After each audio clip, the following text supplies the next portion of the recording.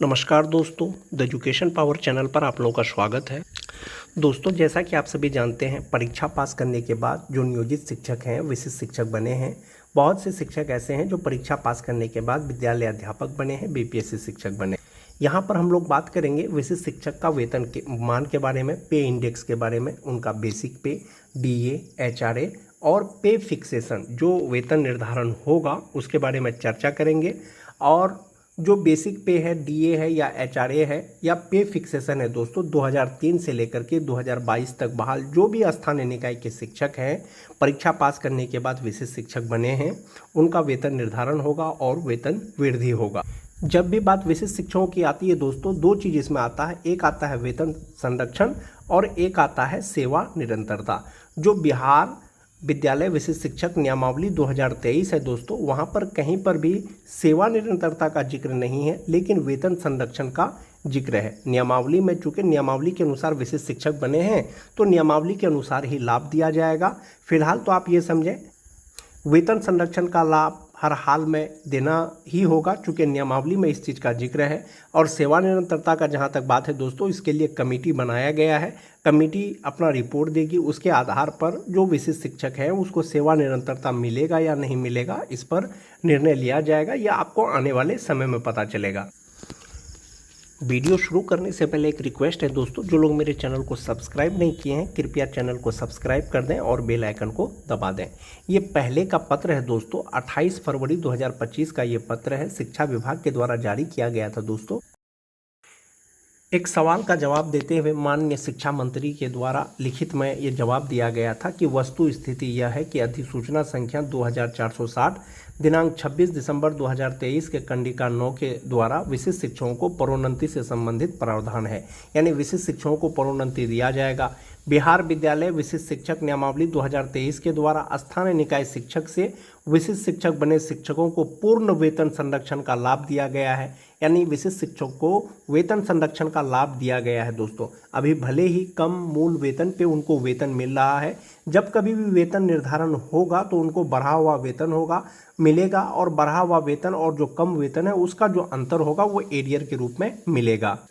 जो most important चीज़ है दोस्तों इसमें यह है कि चूंकि स्थानीय निकाय शिक्षक पंचायती राज एवं नगर निकाय के शिक्षक हैं, जबकि विद्यालय अध्यापक एवं विशिष्ट शिक्षक राजकर्मी के श्रेणी के तहत आते हैं, जिस कारण 8 वर्षों की सेवा का अनुभव पूर्ण करने वाले स्थानीय निकाय शिक्षकों को अगले पे मैट्रिक्स में प्रोन्नति देने एवं शिक्षकों के वर्षों के कार्यानुभव के लिए लाभ देने हेतु कोई भी प्रस्ताव विभाग के समक्ष विचाराधीन नहीं है। इसमें मोस्ट इंपोर्टेंट चीज़ ये है दोस्तों, इसमें कहा गया है कि स्थानीय निकाय शिक्षक वो पंचायती राज के शिक्षक हैं, जबकि विद्यालय अध्यापक और विशिष्ट शिक्षक ये राजकर्मी के श्रेणी के हैं। यानी विद्यालय अध्यापक और विशिष्ट शिक्षक क्या है, राजकर्मी है, यानी परीक्षा पास करने के बाद विशिष्ट शिक्षक बने हैं, परीक्षा पास करने के बाद विद्यालय अध्यापक बने हैं और वे राजकर्मी श्रेणी के तहत आते हैं।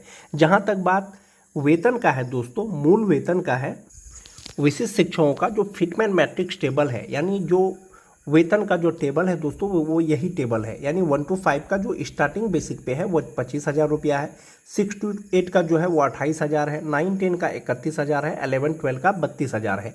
ये जो बेसिक पे है, ये जो सैलरी इंडेक्स है दोस्तों, बीपीएससी शिक्षक का भी सेम सैलरी इंडेक्स है। फर्क इतना है, जो स्थानीय निकाय के शिक्षक परीक्षा पास किए हैं, नियमावली के कंडिका 8 के अनुसार उन्हें वेतन संरक्षण मिलेगा। इसमें दिया गया है कि विशिष्ट शिक्षक स्थानीय निकाय नियमावली 2020 के तहत उन्हें प्रदान किए गए पूर्ण वेतन संरक्षण यानी पे प्रोटेक्शन प्राप्त करेंगे। यानी नियोजित रहते हुए उनका जो मूल वेतन था, बेसिक पे था, वो विशिष्ट शिक्षक बनने के बाद उनका कम नहीं होगा। इसके अलावा इस नियमावली के प्रभावी होने पर उनका वेतन फिटमेंट मैट्रिक्स के अनुसार देय होगा।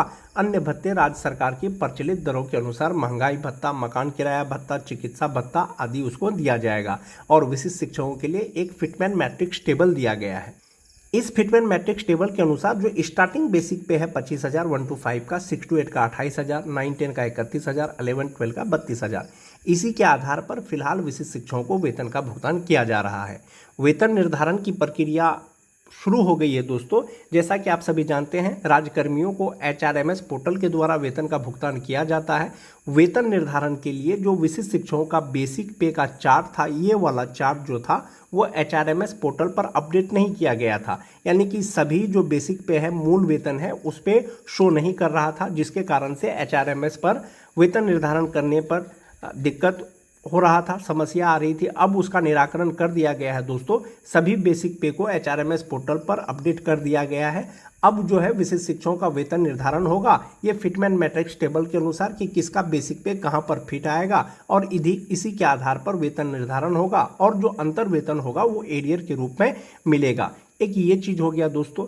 विशिष्ट शिक्षक और BPSC शिक्षक जब राज्यकर्मी है, राज्यकर्मी का तो ये फिटमेन मैट्रिक्स टेबल दिया गया है, उसका बेसिक पे दिया गया है, लेकिन जो भी राज्यकर्मी है दोस्तों उसका एक पे लेवल होता है, एक पे इंडेक्स होता है, एक पे बैंड होता है, यानी राज्यकर्मियों का, जिसके आधार पर 7th पे कमीशन के द्वारा जो पे स्ट्रक्चर तैयार किया गया है दोस्तों उसके अनुसार। लेकिन 7th पे स्ट्रक्चर जो राज्यकर्मी के लिए जो बनाया गया है उसमें कहीं पर भी ये जो बेसिक पे है 25,000, 28,000, 31,000, 32,000 उसमें फिट नहीं आ रहा है या नहीं है।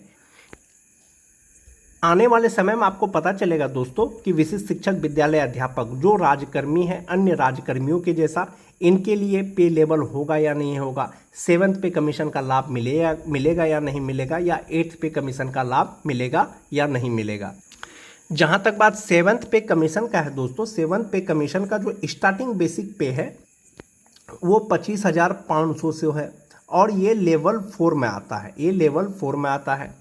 जो 6 to 8 का बेसिक पे 28,000 रुपया है दोस्तों, 28,000 रुपया आप देखेंगे यहाँ पर कहीं पर भी नहीं आ रहा है, वो लेवल 5 में 29,200 रुपया होता है। इसी तरह से 9-10 का, इसी तरह से 11-12 का वो बेसिक पे बढ़ता जाता है।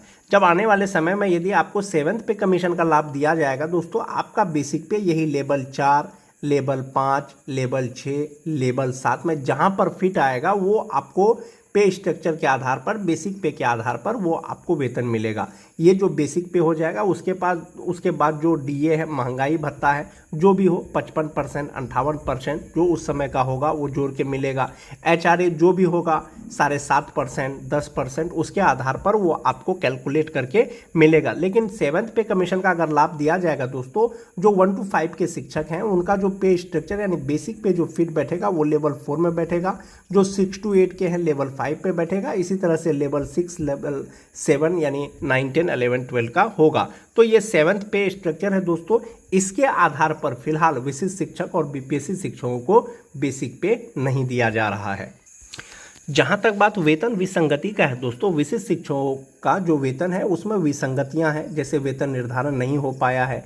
जो 2003 के शिक्षक परीक्षा पास करने के बाद विशिष्ट शिक्षक बने हैं उनको भी 25,000 बेसिक पे के आधार पर वेतन मिल रहा है। जो 2022 के शिक्षक हैं उनको भी 25,000 बेसिक पे के आधार पर मिल रहा है। तो ये विसंगतियां हैं दोस्तों। जब वेतन निर्धारण हो जाएगा संभवतः सबका वेतन जो है बढ़ जाएगा, अलग अलग हो जाएगा। ये एक पत्र है दोस्तों 23 दिसंबर 2024 का शिक्षा विभाग बिहार पटना के द्वारा जारी किया गया है। इसका पुनरावलोकन करना चाहेंगे। ये आदेश है दोस्तों, क्या विभागीय संकल्प संख्या 1157 दिनांक 19 अगस्त 2020 के द्वारा पंचायती राज संस्थानों एवं नगर निकाय संस्थानों अंतर्गत कार्यरत शिक्षकों एवं पुस्तकालय अधीक्षकों के वेतन संरचना में सुधार करने के उद्देश्य से 1 अप्रैल 2021 को देय वेतन में 15% वृद्धि करने का निर्णय लिया गया। उसके बाद है दोस्तों कि पुनः उक्त के परिप्रेक्ष्य में वर्धित दर से वेतन के निर्धारण हेतु वित्त विभाग के परामर्श से विभागीय आदेश के ज्ञापांक 1816 दिनांक 12 नवंबर 2021 के द्वारा पूर्व से निर्गत पे मैट्रिक्स को पदस्थापित करते हुए 1 अप्रैल 2021 को वित्तीय लाभ अनुमान्य किया गया। विभागीय आदेश संख्या 1816 दिनांक 12 नवंबर 2021 के कंडिका 7 में यह स्पष्ट है कि पे मैट्रिक्स में वेतन निर्धारण में यदि किसी शिक्षक या पुस्तकालय अध्यक्ष का मूल वेतन अपने कनीय शिक्षक पुस्तकालय अध्यक्ष से कम निर्धारित हो तो उनका मूल वेतन कनीय शिक्षक के मूल वेतन के अनुरूप निर्धारित किया जाएगा। अतः सभी संबंधित को निर्देश है कि उक्त के परिप्रेक्ष्य में कार्रवाई करना सुनिश्चित करें। इसमें तो ये है दोस्तों कि आपके विद्यालय में यदि कोई कन्य शिक्षक हैं और आपका यदि वेतन कन्य शिक्षक से कम है तो ऐसा नहीं होगा, वरीय शिक्षक का वेतन हमेशा ज़्यादा होगा। विभाग ने अब तक ये स्पष्ट नहीं किया है दोस्तों कि बीपीएससी शिक्षक सीनियर होंगे या विशिष्ट शिक्षक सीनियर होंगे। जो बीपीएससी टीआरई 1 पास करके जो विद्यालय अध्यापक बने हैं दोस्तों, उनको 2 इंक्रीमेंट मिलना चाहिए। 2 इंक्रीमेंट के साथ में उनका जो बेसिक पे होगा वो 26,000 समथिंग होना चाहिए, जबकि जो विशिष्ट शिक्षक हैं फिलहाल 25,000 या एक इंक्रीमेंट के साथ में 25,750 के आधार पर उनको वेतन मिल रहा है। जो 2022 के शिक्षक हैं एक इंक्रीमेंट अगर उनका जोड़ेंगे तो 25,750 रुपया ही बेसिक पे होता है, जबकि बीपीएससी टीआरई 1 वाले का 26,250 रुपया होता है, जो कि 25,750 रुपया से ज़्यादा है। अगर विशिष्ट शिक्षक सीनियर होंगे दोस्तों, संभवतः जो विद्यालय अध्यापक है टीआरई 1 वाले उससे जो है बेसिक पे विशिष्ट शिक्षकों का ज़्यादा होगा। ये आपको आने वाले समय में पता चलेगा दोस्तों विभाग इस पर क्या निर्णय लेती है। जो कमेटी अपना रिपोर्ट सौंपेगी वरीयता निर्धारण वाला कि विद्यालय में शिक्षकों का वरीयता किस प्रकार से होगा, सेवा निरंतरता दिया जाएगा या नहीं दिया जाएगा, प्रोन्नति कैसे होगा, इसके आधार पर जब कमेटी अपना रिपोर्ट सौंपेगी उसके आधार पर निर्णय लिया जाएगा। बार बार जो वेतन संरक्षण का हम लोग चर्चा करते हैं दोस्तों, वेतन संरक्षण मतलब हुआ कि जो आपका बेसिक पे नियोजित रहते हुए होता उससे आपका बेसिक पे कम नहीं होना चाहिए। एक ये डेटा बनाया गया है दोस्तों, जैसा कि आप देख पा रहे होंगे, जो जनवरी में 2003 के जो नियोजित शिक्षक हैं जो नियोजित हैं उनका बेसिक पे जनवरी में 31,340 रुपया है।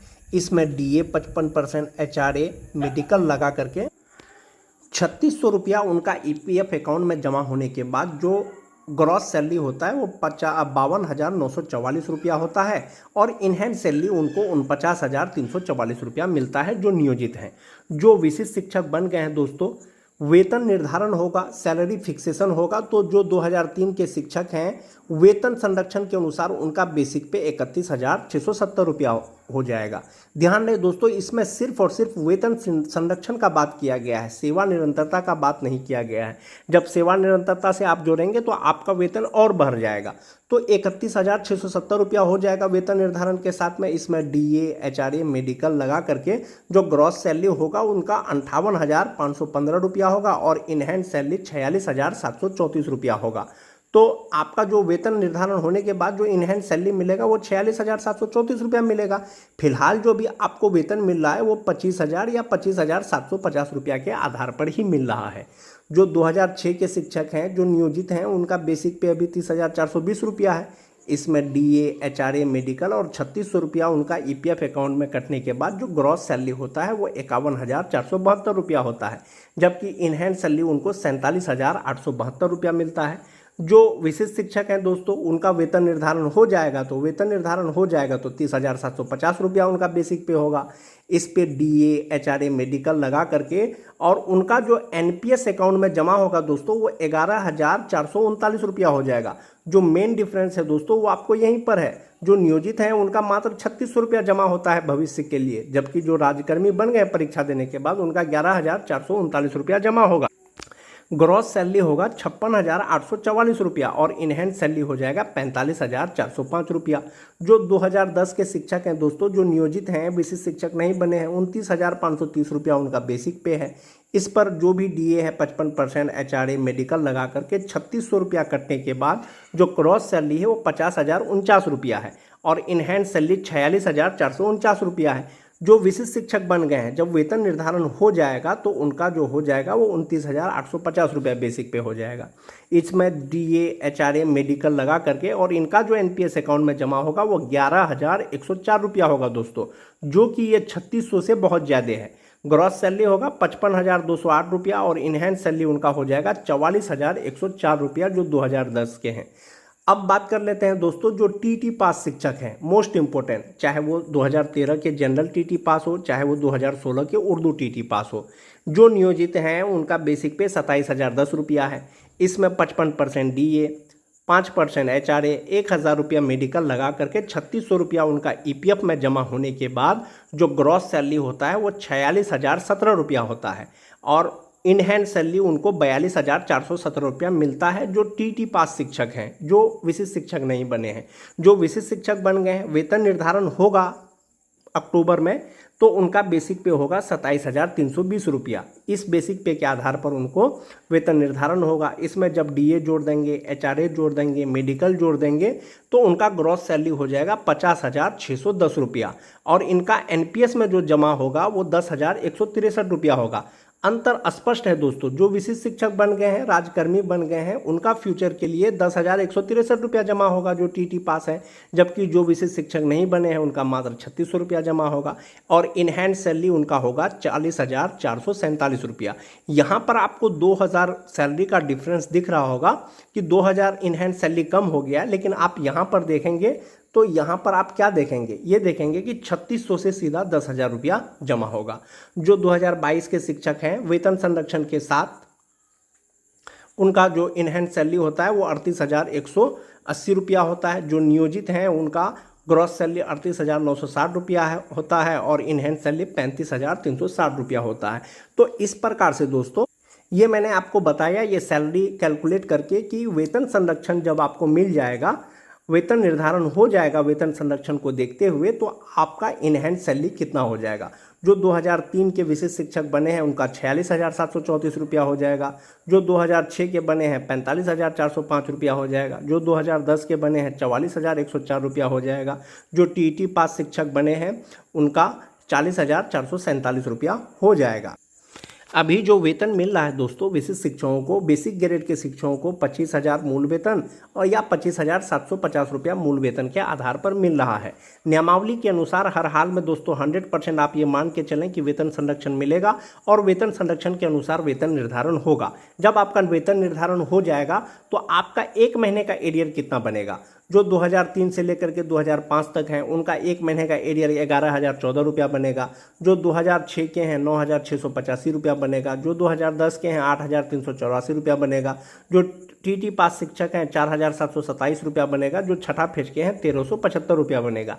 ये एक महीने का एरियर होगा दोस्तों, बनेगा। और आपका जो एरियर जनवरी से लेकर के जुलाई तक बनेगा। जो 2003 के हैं 77,000 आप देख सकते हैं, 2006 के हैं 67,000। तो इस प्रकार से आपको एरियर का भी भुगतान किया जाएगा जब आपका वेतन निर्धारण हो जाएगा। विशिष्ट शिक्षकों का वेतन निर्धारण के लिए दोस्तों जो बेसिक पे HRMS पोर्टल पर अपडेट करना था वो अपडेट कर दिया गया है। जैसा कि आप देख पा रहे होंगे 25,750 रुपया। इसी तरह से जो 2003 से लेकर के 2005 तक के शिक्षक हैं उनका बेसिक पे 31,670 रुपया होना चाहिए, जबकि पहले मात्र 28,140 रुपया तक ही खुल रहा था।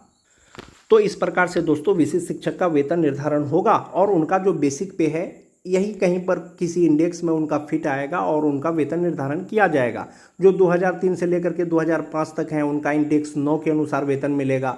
जो 2006 के हैं उनको इंडेक्स 8 के अनुसार मिलेगा। जो 2007 के हैं वो इंडेक्स 2010 के हैं इंडेक्स 7 के अनुसार मिलेगा। जो TT पास शिक्षक हैं उनको इंडेक्स 4 के अनुसार मिलेगा। जो 2022 के हैं इंडेक्स 1 के अनुसार मिलेगा और यही बेसिक पे के आधार पर इसमें DA HRA मेडिकल लगा करके जो भी उसका वेतन कैलकुलेशन होगा वो आप उनको दिया जाएगा।